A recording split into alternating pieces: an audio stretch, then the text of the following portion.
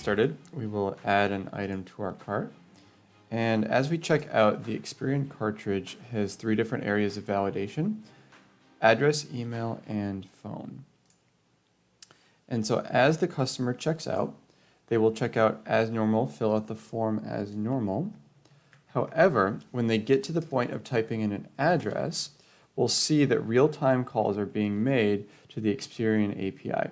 So at this point, you'll see that there is fuzzy matching occurring. So I've typed 1889 Breadway. However, it's recognized that Broadway is a more likely street address.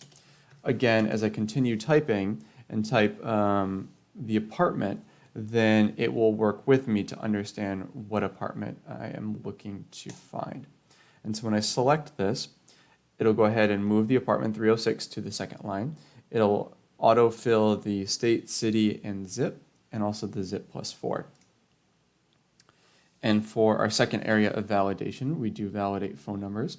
And so if I go ahead and make a typo as I put in my phone number, we'll see an API call is made. It's identified that this is not a good phone number and requests that the customer resolves this. And so if I fix this, I now have a green check mark indicating that I can go on. The default configuration is not to restrict a user from going on even if there's a red X. However, that is configurable within the business manager. And so if we proceed to the next page, and just to show this one more time, we'll modify our billing address and we'll use a different address. So in this case, we'll use 333 California. And instead of typing any secondary information, anything like that, we'll actually just put in the zip code. And what we can find is that the API has recognized that within that zip code at that street number, these are the different suites that exist at that location. So we'll go ahead and select one. We'll see that suite 13 is filled in, and then it's taken the 94118 that we typed, and it's also added the +4 on here to give us a complete address based on USPS information. And then the third and final area of validation is email. And so once again, if I go ahead and make a typo, what's going to happen, it's going to call out to Gmail, it's going to ask if that mailbox exists, and it's going to find out that in this case it does not. However, if we correct our mailbox, then we can find out that this is a valid email. And right here, we have the exact same phone number we typed before. You'll notice there is not a green check mark or a red X because validation has not been re-performed on this since we don't want to double charge for something that's just being copied over.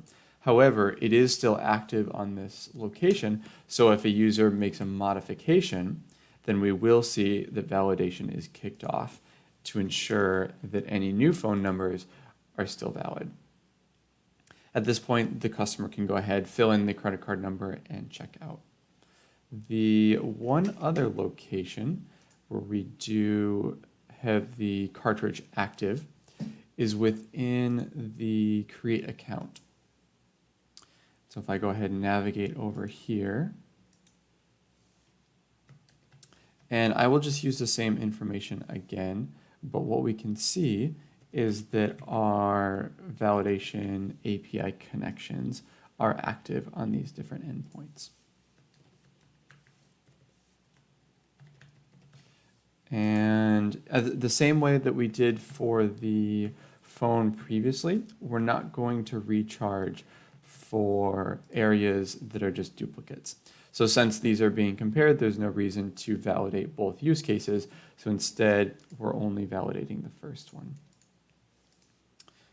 And then I'll go ahead and correct this also. And at that point, the user can go ahead and create their account. And we do have the same address validation within the account for the address book. So in conclusion, the cartridge has 3 different locations of validation. It has address, it has email, and it has phone. All of these are done through front-end APIs, resulting in a really quick and interactive customer experience. If you have any questions or you want to reach out to our sales team, you can use the email on our cartridge marketplace listing, or you can go to edq.com. Thank you so much.